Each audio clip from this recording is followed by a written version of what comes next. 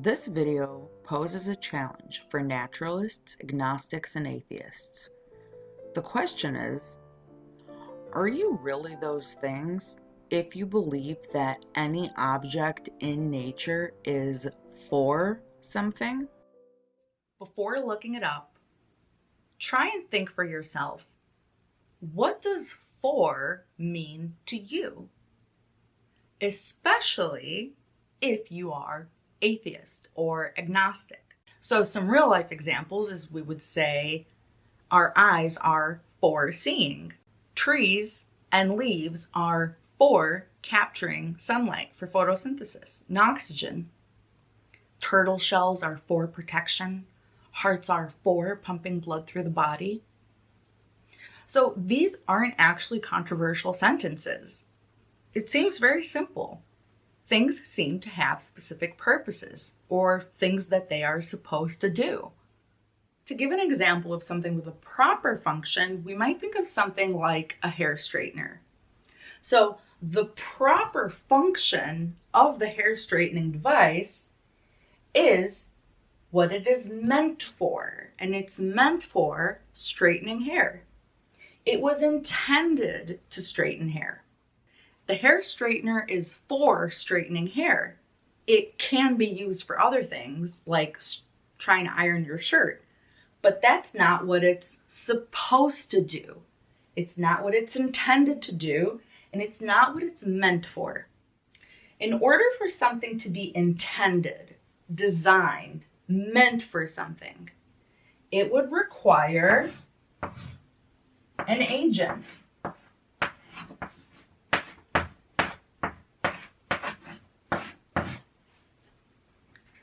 What we mean by agent is someone with agency, a thinker. So human beings are agents. We can think of things, invent things, assign purpose and meaning to things. So if we work backwards now, an agent is required for something to be intended, and therefore an agent is required for something to have a proper function. Because in order to have a proper function, we need an intender. We need someone who can assign a purpose to something. We need agency. If an object is supposed to do something, then it was meant to do something. In order for something to be meant to do anything, it requires an agent or an intender. How can something be meant to do something unless there was an intelligent agent doing the intending? If you're a naturalist or an agnostic atheist, you cannot say supposed to or meant to for any non-artifact because it would require a commitment to some kind of agency or intender. So when we said that hearts are supposed to pump blood or for pumping blood, you actually would have to say hearts aren't supposed to pump blood.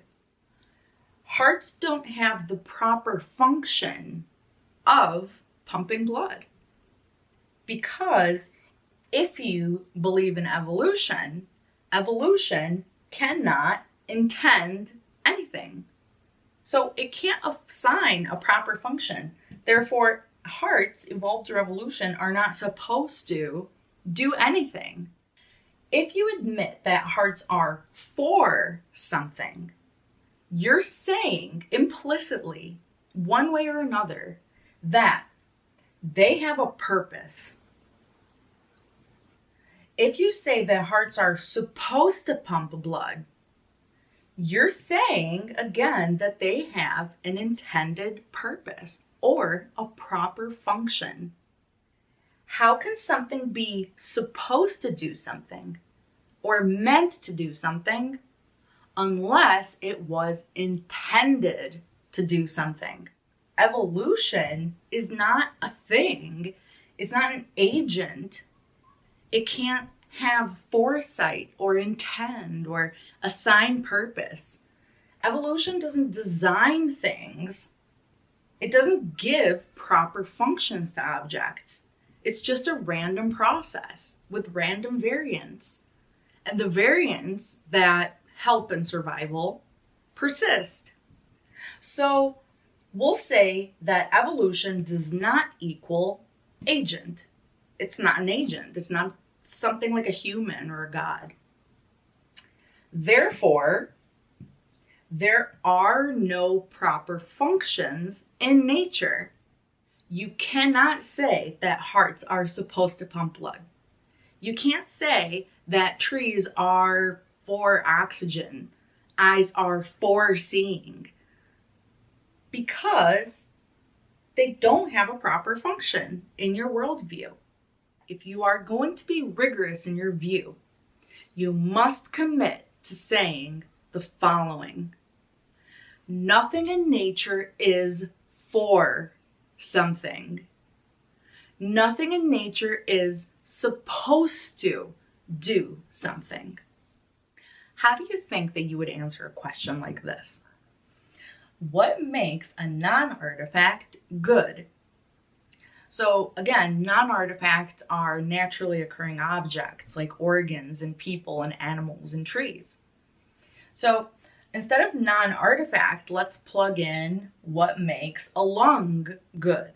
What makes an eye or a heart or a tree good? If someone were to ask this question, it might come naturally to first just bring up some teleological language. A heart is a good heart if it's doing what it's meant to do, if it's doing what it's supposed to do, if it's fulfilling its purpose of pumping blood through the body. If the doctor came in the room and said you have a bad heart, and we had to explain or intuit what this person's telling us, they're basically saying that the heart is not fulfilling its intended function, is not doing what it's supposed to do. Hearts are for pumping blood and your heart isn't doing it properly, so it's a bad heart. Would you exactly know what the person's talking about? Would you in that moment have to kind of admit that hearts are supposed to be doing a certain thing and yours isn't doing it? Would a non-believer have to ban themselves from using anything that essentially points to purpose, supposed to, for, meant to, function, to describe objects in nature? Perhaps you can use all of these for human inventions, but once you get into the territory of the natural world and planets, mountains, valleys, and water, I don't think you can use any of these and remain consistent with your worldview.